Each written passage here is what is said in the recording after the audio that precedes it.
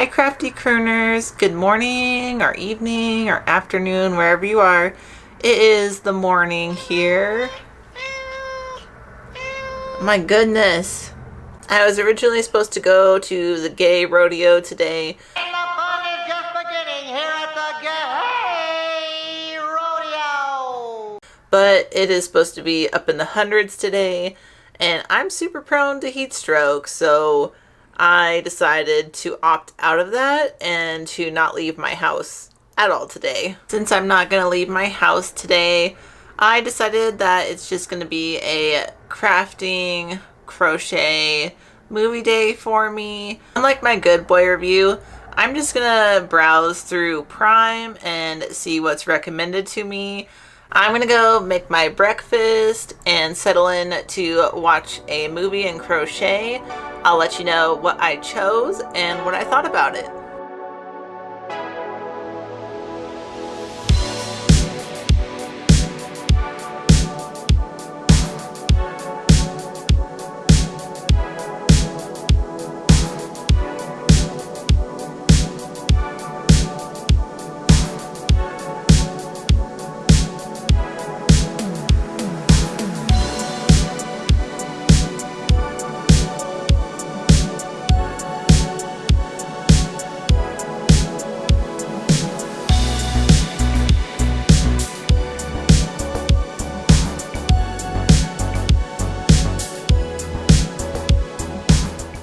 Sometimes when you go into movies blind, the central plot ends up being incest, and it really throws you for a loop. I just wrapped up Demons of the Mind from 1972, directed by Peter Sykes. Before we dive into my thoughts on the movie, I just wanted to show you what I am currently making. I planned on crocheting through this movie, but it turned out I had a gigantic yarn tangle to take care of. So that literally took me the entirety of the movie to get out. But, you know, back in business, no tangles at the moment. We'll see how it goes. I am making another cardigan.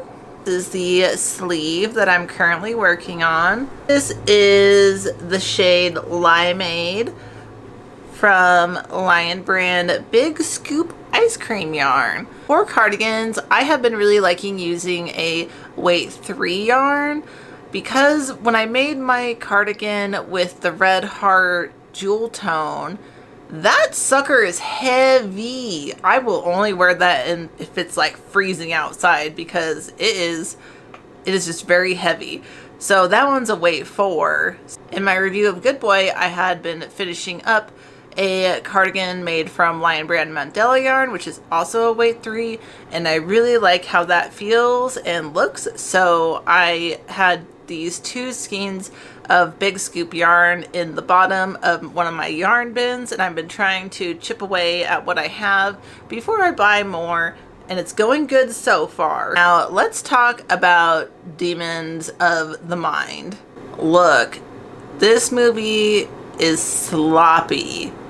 All sloppy and no Joe. There was like 6 different things going on that my puny brain was trying to form into a cohesive story, and it never happened. I honestly can't even spoil this film for you because I am still not sure how it ended. I understand what happened and what was presented to me, but what did it mean? Did it mean anything? I don't know. The vibe of this movie is very melodrama, kind of gothic fairy tale, mixed with psychological and folk horror. So it's a big mished puddle. One thing I did notice is the writer from A Clockwork Orange is in a lot of movies like this. I just rewatched Cry of the Banshee, and there he was. And I know I have seen him in at least like 4 other movies I've watched recently. So good for him. I think his name's Patrick McGee.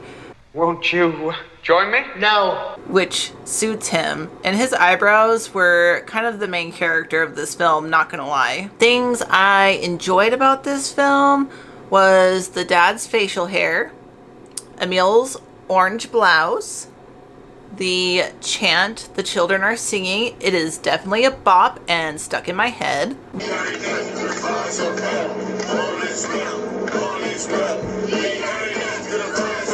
One thing that did catch my eye was the tool they were using in the bloodletting scene. It kind of reignited my interest into medical and torture devices of the past. People were really wilding out back then and getting really creative with their instruments. Of course, I really enjoyed the cinematography. There is something very special to me about the style of 70s horror. It's very colorful and creative with different angles and distorting. The outfits are always really interesting, sometimes better than others, but definitely eye-catching pieces. I always appreciate practical effects in every movie, even if they don't really work.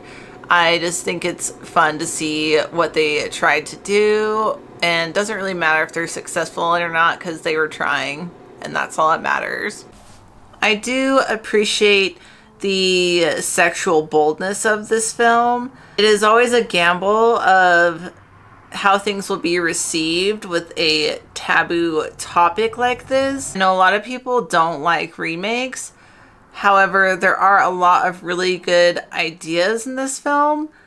I think it just needed to be fleshed out a little bit better, and in the right hands, it could potentially be a better cult classic and something more disturbing. For Demons of the Mind, I am going to give it 2.5 stars out of 5. I don't think it's a great film, but I have seen much, much worse.